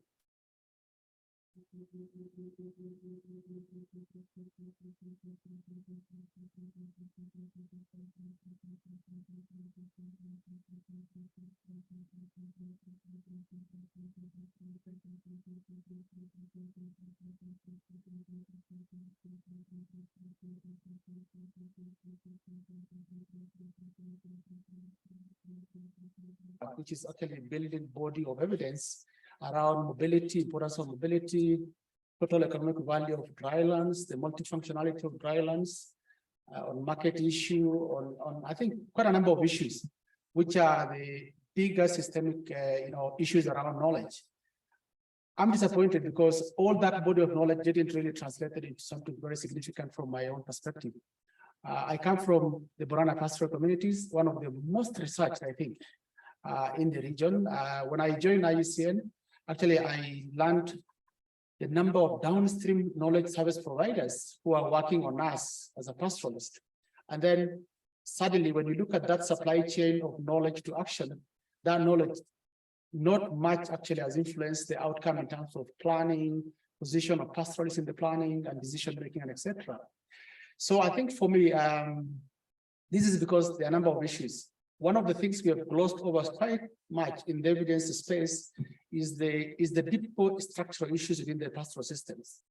If you look at the transition of pastoralists, how they are perceived from the colonial, post-colonial to today, it'll be shocking. In different countries, I think there could be a bit of diversity between countries, but then there are streams of things that cut across countries, the policy positions, the value of this, group of people in the systems, the bigger systemic issues in the market systems, the land tenure and land management policies, the shift in policies, and then some of the progressive policies and the lack of implementation of the progressive policies. And then I think lastly is the voice of the people we work for in all these things. And I think to make it worse, in my recent work at ILRI, working, because ILRI, innovate in different areas in terms of research and agenda. But I think when you look at that, all the structural issues you now superimpose with the big change, which is the climate change. Today, we are looking at possibly the 6th drought, which I think in a row. For pastoral communities, we use the shocks, the space between the shocks to recover from the previous shocks. When you get exposed to 6 shocks, then the internal ability of that system, as I think Tahira presented, is really compromised. So which means that you either have an aligned investment that help people to come out of this big shock, or you find them actually, going down the trend in terms of, ability to maintain household and everything. So for me, I think the most important takeaway from this is, how do you position pastoralists now, not in, building evidence? I think they've given enough information in terms of building that evidence, but how do you take that evidence into action space? And to me, that's the future of the research in its current setting, whether it's the food question I'm working on, the climate issue that we always work on, and I think through the different climate forums, I think that those are very important issues. We can class it to different level. One is looking at pastoralists not as an homogeneous group, but look at what is the structure within the pastoralists. How do you embed work within the institutions that represent pastoralists? How do you work with some of the key figureheads within the pastoral areas to push some of these policy agendas and change the positioning? I think the research part is fairly very good in terms of evidence, but I think what is really, really, really bad is that the action is not catching up with evidence, or I think evidence is not going to the right space in terms of influencing the key nodes that we need to work on, whether it's the market system, the land systems, and quite a number of other issues. And I think, excitingly, I'm looking forward to that conversation, maybe tomorrow or the day after, and see what are the key concrete things that make us move from the last 10 years, and what I do in terms of building evidence, to how do you push that evidence through policies and etc. Thank you very much.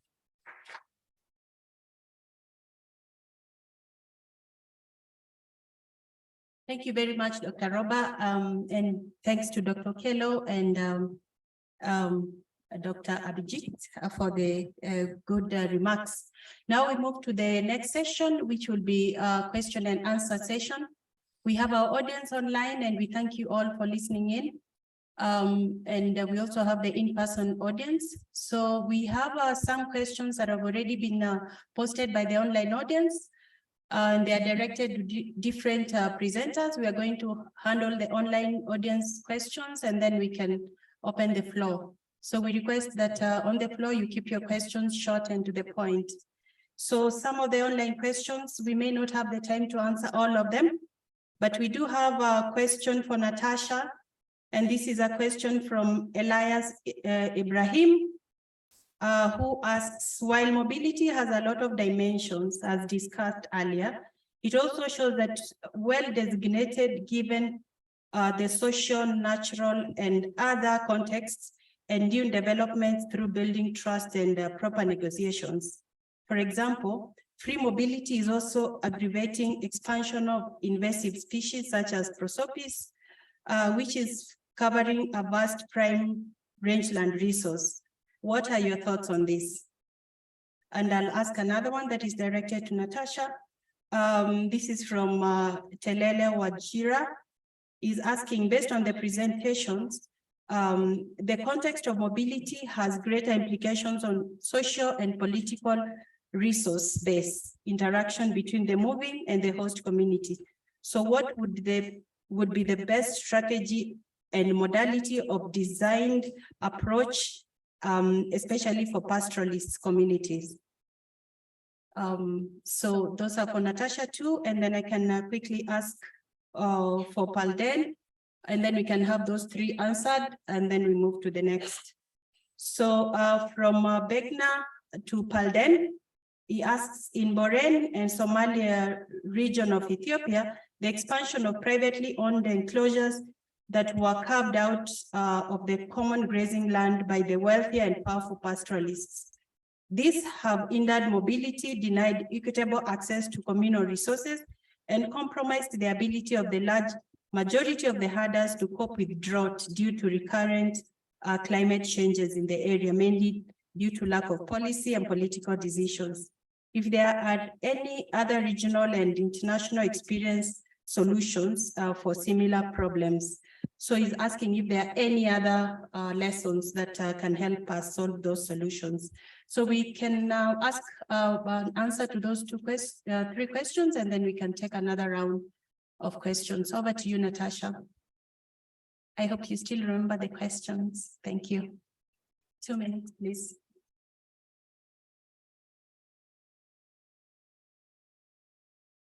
Questions to the online audience? I'll keep my answers quite brief, but I think the answer to both the questions is actually, for me, similar and draws a lot from my PhD research, which is focusing on the timing and temporalities of mobility. So, for example, the first question was about the spread of invasive species such as prosopis, and we have this issue also in Western India a lot. Pastoralists are often coming into conflict for this. So again, when we think of prosopis, right, when do prosopis pods come up? There are two cycles in India. One is in the November-December period where you have few seeds, and in the March-April spring period where you have more seeds. Pastoralists in Western India actually know the timing of this prosopis pod generation, which means that when they move from areas of prosopis to areas of non-prosopis, they actually take their animals at times in which they have not grazed on prosopis pods. Therefore, the dispersal of prosopis seeds is actually not a reality in the manure of the sheep of the pastoralists. So timing these movements with this is really, really important. Similarly, in the case of host communities and the mobile communities, this is, I believe, a very rife conversation, especially in the West African region, where we know that conflict is a big issue in this region.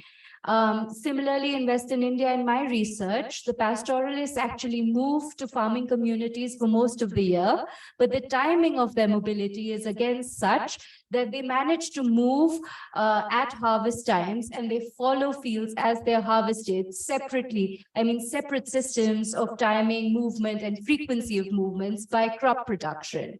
So this actually keeps the relationship mutually beneficial for agriculturalists and pastoralists, where the farmers actually benefit from the manure droppings of the pastoralists and the clearing effect of the animals, while pastoralists benefit from having protein-rich and healthy diets for their animals. So again, thinking through different dimensions of mobility, and especially temporality, can really help. Thank you.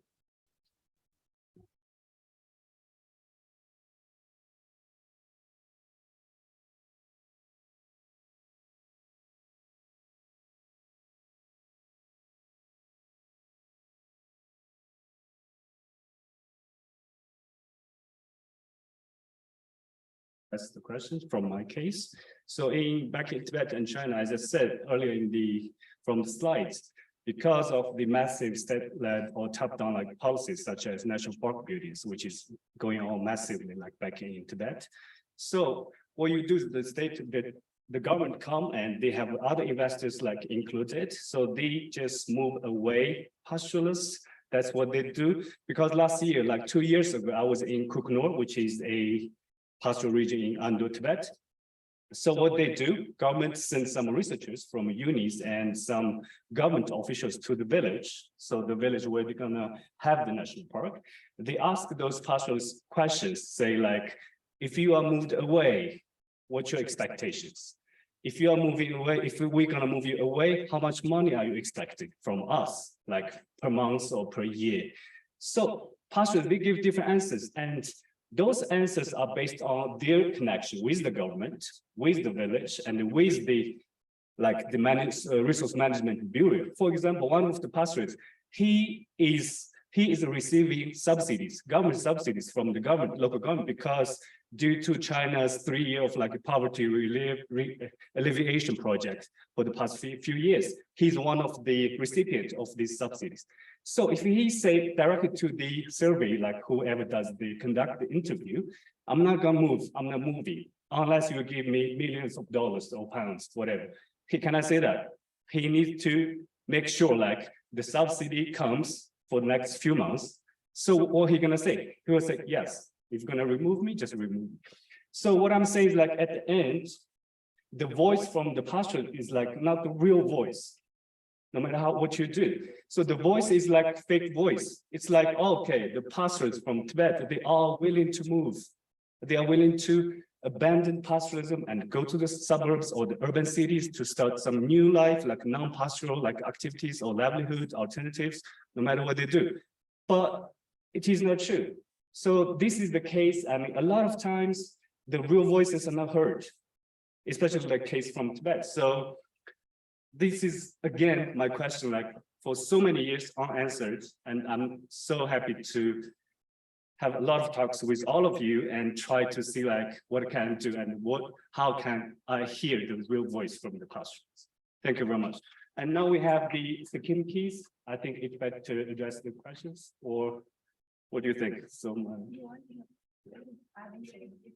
yeah, very briefly. I'm just adding to the answer from the Sikkim context or from the larger Indian Himalayan context, that yes, there are policies that restrict a lot of pastoral communities in terms of mobility, but unfortunately in case of Sikkim, the land rights were not there. So there were any rehabilitation package for the pastoral communities. So much so they were not even asked, they were told to just move, and they did not move, they were moved with violence, with forceful violence. So there are these policies, but there's no really real say in terms of the Eastern Himalaya. But in West, but what is interesting that the state allows the pastoral communities inside these protected areas only if they follow what the states want out of them. So for example, in Sikkim, what had happened, the pastoral communities were moved out, but after some time, they were welcomed only if they're keeping animals that cater to tourism in the landscape. So what state does in terms of doing all this, it recreates the landscape, which is for its own benefit and not for the pastoral communities. So this has been the learnings from pastoral communities of Indian Himalaya. Thank you.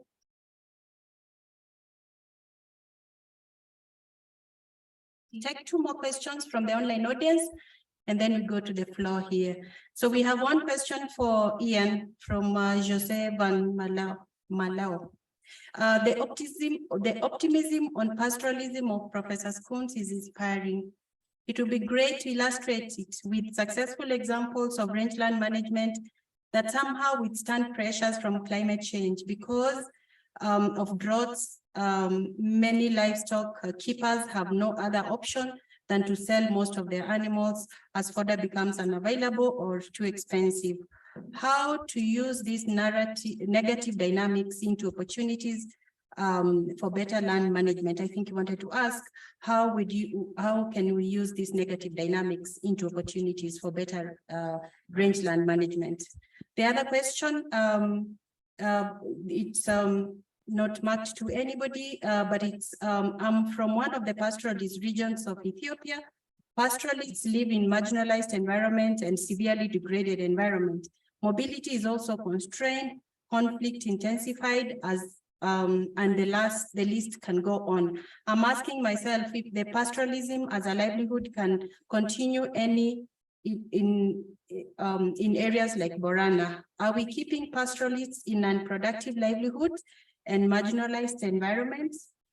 We need to recognize the changes happening in pastoralist areas, and let us be realistic with our proposals.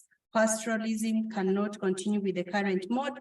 We could not close the door to change and preaching as if pastoralism is still doing well while something went badly wrong. This is a question. So maybe Ian, as you respond to the first question and maybe the second question, there are general comments where Francis Opio says that it would have made sense if the link between social protection study presented with major national social protection policies at the national level, such as the PSNP in Ethiopia or the hunger safety net in Kenya. So just a comment that if this would have been integrated with the national social protection programs in the countries. The other general comment or question, really general, is how are we mainstreaming gender into pastoralism according to culture, per country, and in-country regions? And then after all livestock are dead, now what is left for Barana pastoralists? So these are some of the things we need to think about. So Ian, please, if you can answer those that you can, and maybe some can come in. Thank you. Comments from the audience online. I can't deal with all of them. Maybe we'll call on Tahira or others to address the question of social protection. But this whole question of whether we're optimistic or pessimistic about pastoralism, I think we often veer between the two extremes. What we've been trying to do is explore a positive narrative. Now, it doesn't mean to say that everything works all the time. Those of us who are in East Africa at the moment, Tahira and I have just been in northern Kenya. There is a devastating drought cutting right across southern Ethiopia, northern Kenya, into Somalia and beyond. So we cannot deny that this drought is having a massive impact on pastoral livelihoods. But I don't think that should leave us with a position of despair. We have to think about how, under such conditions, which will inevitably probably become more frequent under climate change, how we support pastoralists to bounce back after these devastating periods of drought, when indeed a lot of livestock are dying now. Pastoral systems. So we have to think about the key resources. Which are the key resources which pastoralists move their animals to? How do we ensure they're protected from external investment and from competition, for example, from investment from agriculture or from other sources? How do we manage that timing so that people can hold on to their breeding herds and flocks in order to be able to recover after droughts? Because if we remember the classic work of Stephen Sanford, who I mentioned before, he was always talking about opportunistic management. There's always an up and down in non-equilibrium systems. So we do have droughts, we do have herd and flock collapses, but we also have recovery. So we need to understand those systems so that we generate a resilience in those systems so that recovery happens quickly. The problem is that the basic resilience and the support for pastoral systems has been undermined by external systems, external investments, undermined by the lack of policy support from governments, undermined by a range of projects which claim to be supporting pastoral resilience, but often don't. So I think this moment, certainly in Eastern Africa, this is a moment of serious reflection about how we support and develop resilience from below, as Tahira was talking about.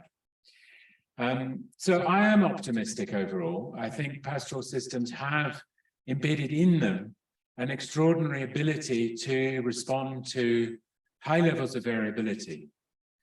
You know, everyone says, oh, well, we have to get pastoralists out of pastoralism. Let's do irrigated farming. Well, we went to an irrigated scheme near Moyale in northern Kenya. There's no water. There are no farmers. This was hailed as a successful resilience project. It's failed. We've got to embed resilience in existing pastoral systems, supporting them around these ideas of the new narrative. I don't think this is naive optimism. I think it's a genuine approach, and that we need to, as Guyo says, think about the practical, actionable solutions that allow this to happen. And I hope that this workshop will be about that. And those of you online will return and register for the session on Wednesday, when I hope we can have some concrete discussions about what that means. I don't know whether you want to talk about links with national social protection programs or Masresha on insurance and so on.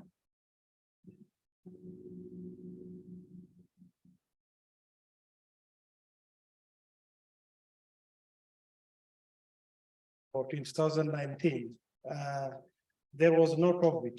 So I was talking about uncertainty, and drought was the only thing they were talking about. While I was there, in just 4 or 5 months, COVID was there. So the Kenyan government went in and they dug the mobility of pastoralists in between Ethiopia and Kenya. So now uncertainty is not only drought, but also mobility.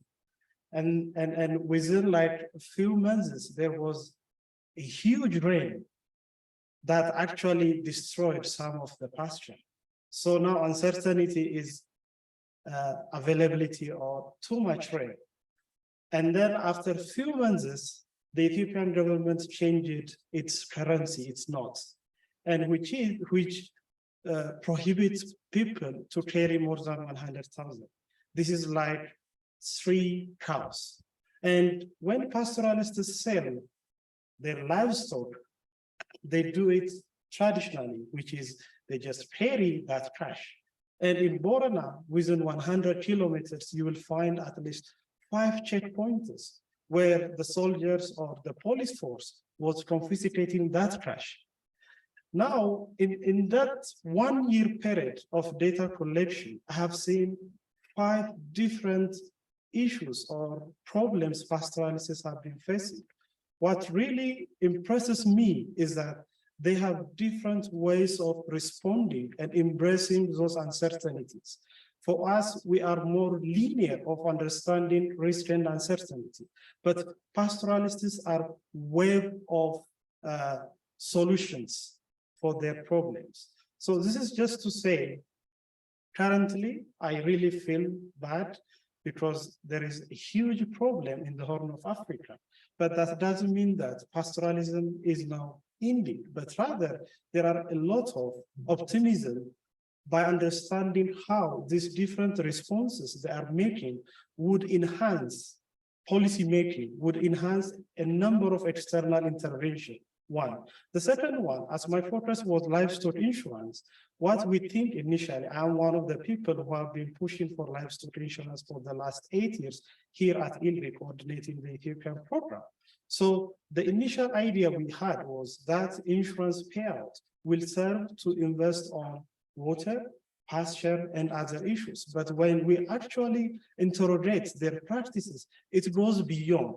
So this means external interventions are beyond what we mostly sitting in the offices think, but rather there are a lot of practices we should learn from pastoralists and to integrate in a number of problems that our pastoral communities are facing. So social protection is good. We are not saying it's bad. Insurance is good, but let's learn from pastoralists how they embrace uncertainty, and let's tweak or calibrate some of our intervention at the policy level and at different type of programmatic level. Thank you. Thank you very much. Now we open the floor for the in-person questions. We have a time for 2 quick questions. I see Michael's hand go up. For sake of gender, I'll take the lady's hand. If time allows, we'll take your hand. Thank you. Michael, please, you can come over. And those who have questions, please stand near the mic so we can. Oh, there is a moving mic. Okay. Okay. Oh, Michael Victor, sorry. I'll go. Okay, I go first. Okay, thank you very much. Michael's always have good questions. Yeah. Hi, I'm Michael Victor. I'm the head of communications and knowledge management, and also leading the global livestock advocacy for sustainable development project here. It's really interesting, and I think the presentation about Tibet and looking at the policy, the practice, and the cultural norms is really important. And as Ian said, livestock pastoralism is a livelihood system, but it's also a cultural system, and sometimes a religious and really traditional system. And we have a lot of evidence. We saw these new narratives. I was just maybe thinking, with the 3 policymakers as well here, and investors, and donors, what are the entry points for, improving policies? Is it in which ministries? How do you get, because this is like a One Health problem. It relies on so many different ministries to get approval. It's, sometimes security, sometimes it's, the Ministry of Livestock, sometimes it's the local administration. So what are the policy entry points where we could take this evidence to, and how do we engage in it? And even Gil, you were with IFAD for a while, and and what are the entry points for investments? There's a lot of money going into relief, which is just to relieve the drought situation. But how do we fund, more longer term resilience? That's not just a donor project for 3 to 5 years. Where is the sustainable financing for this? And how could a project like GLAD or others here actually take the evidence here and actually use that in policy or investment processes? Thank you, Michael, for that long question. Please hold it. We'll take one more, then you can answer. Okay. The lady, please, quickly.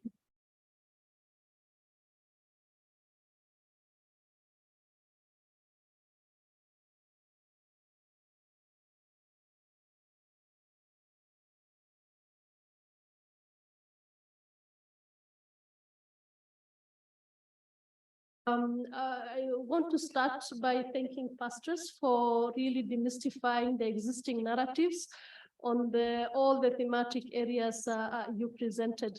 And my attention is drawn to mobility. And like Natasha put it, it is an old age strategy survival for, adapting mechanism for climate change and adversities that it brings along. But my question to Dr. Guyot is that how I know of Borana community that has a very good framework, the data system that really has all that entails all what is in the mobility. And my attention is drawn to, the partitioning of lands between seasons and dry, wet, and even the fallback areas for drought. So my question is, how can we maybe borrow lessons as we think, as we try to develop new policy options for mobility? So I want maybe Dr. Guyot to shed some light on this and how we can, like I said, borrow lessons and get all that is entailed in the traditional system. Thank you very much for that question. So we'll take Michael's question first. Dr. Yeah, Michael, thank you for putting this question. As you said that whenever there is a vacant or vacuum space, when it is nobody's game, everybody wants to take the claim whenever it suits them and disown it whenever also it is inconvenient to them. Irrespective, as I'm telling human psychology. So for the pastoralism is concerned, Government of India, we have taken a very conscious decision that it will be part of the Ministry of Fisheries, Animal Husbandry and Dairy.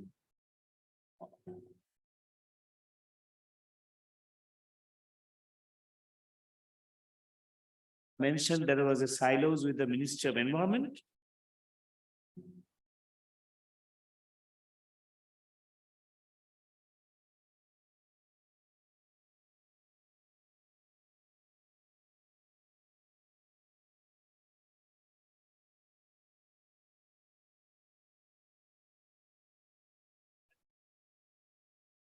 Maybe another ministry could be rural development. So you are right, but for everything there should be a one agency.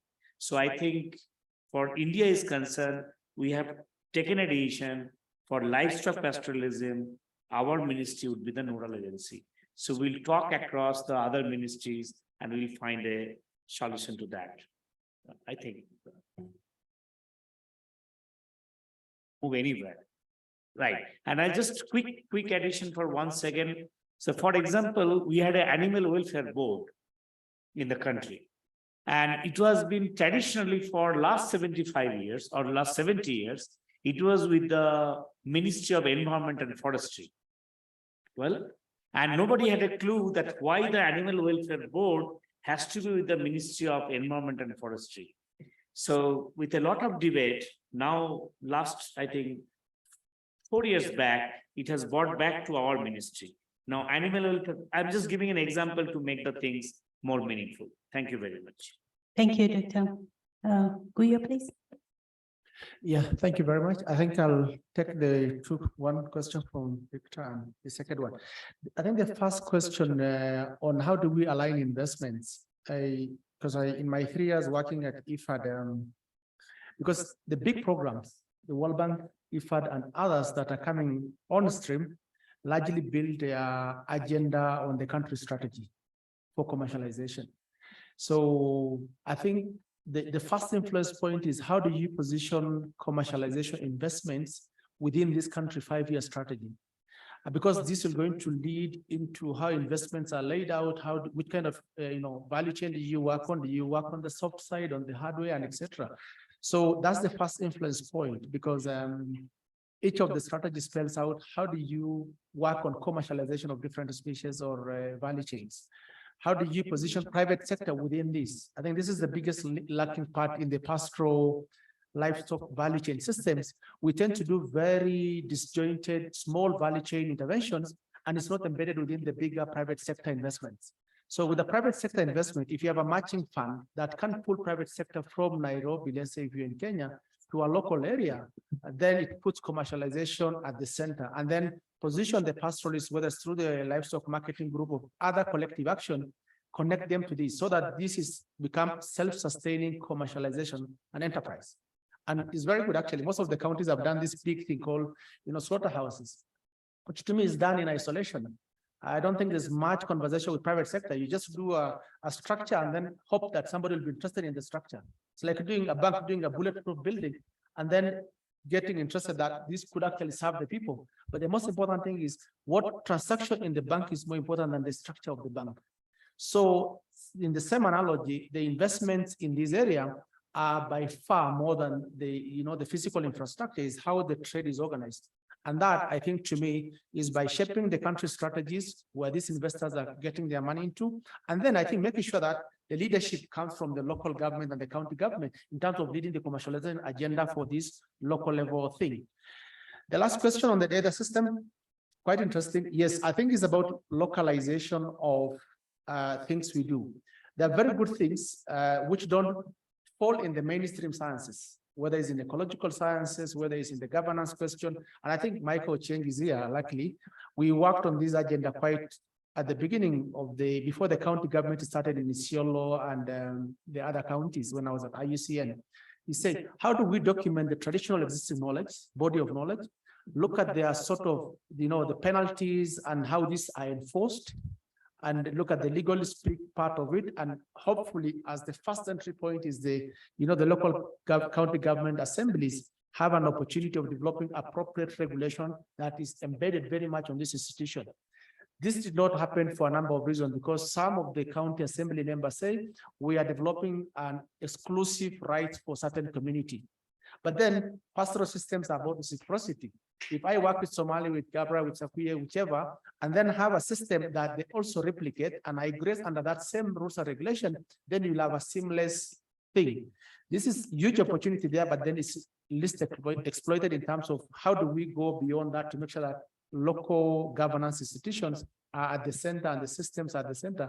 And certainly, I think, could be a very interesting area to work in land governance. Thank you. Thank you very much, Dr. Guyo, and thank you all for all the contributions and questions and answers. We thank the online audience, and we apologize for spilling into the time, past 5 minutes into time.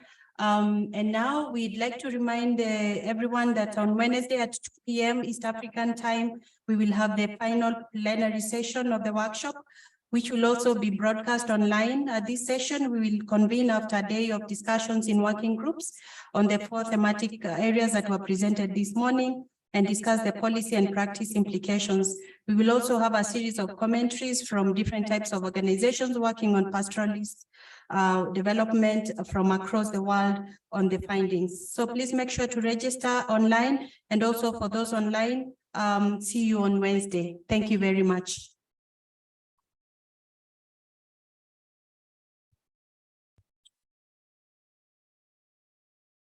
We cut the recording? Yes. So for those on